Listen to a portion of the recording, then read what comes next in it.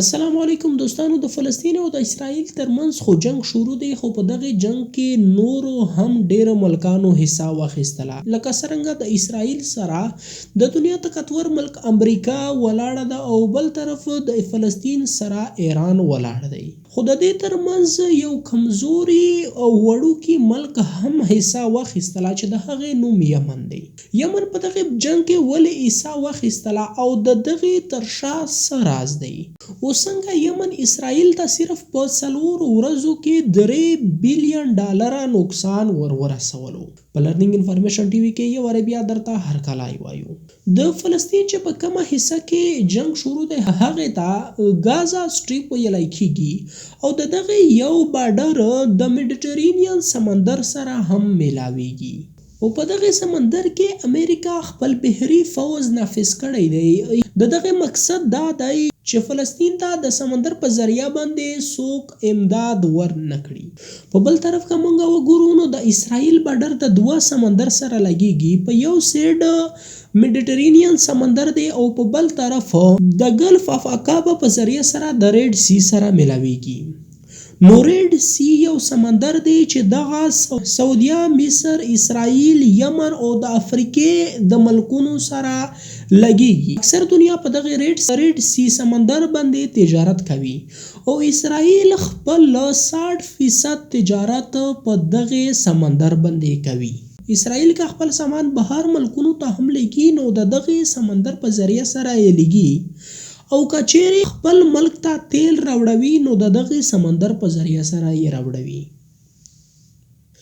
او د ریډ سی اخري 140 کیلومتر بارډر د یمن سره لګیږي او دلته د ریډ سی چوړایي صرف 36 کیلومتر ده او دغه ځای ته باب المندب ویلی کیږي.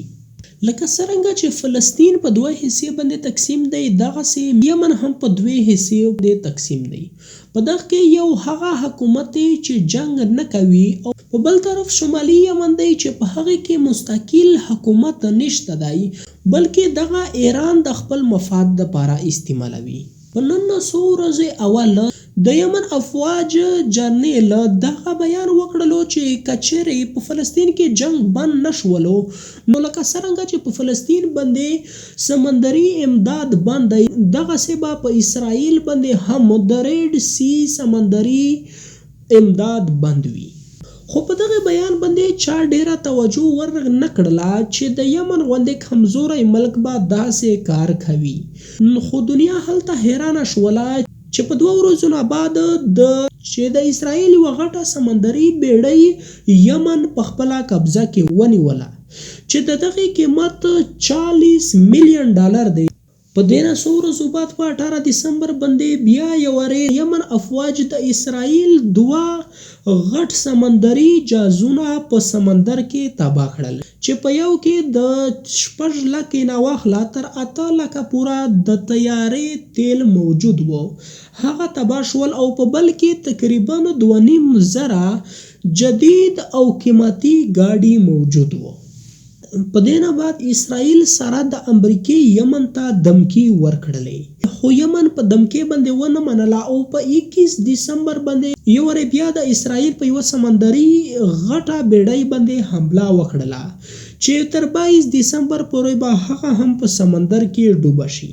نو د یو اندازې مطابق یمن صرف په یوه هفته کې اسرائیل ته $3 بلین نقصان ورکړلو.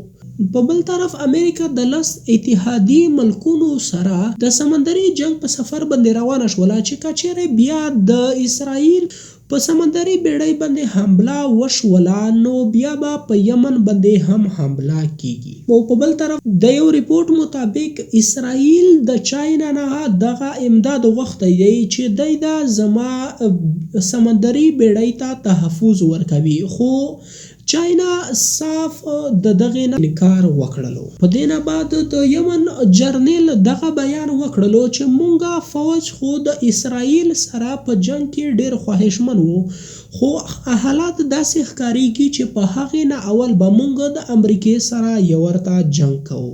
د مسلمانو د طرفه د یمن جرنیل ته غټ سلام. امید لرم چې دغه ویډیو به هم ستاسو خوښه شوې وي. د نورو داسې معلوماتي ویډیو لپاره د ویډیو لایک او چینل ضرور سبسکرایب کړئ. والسلام.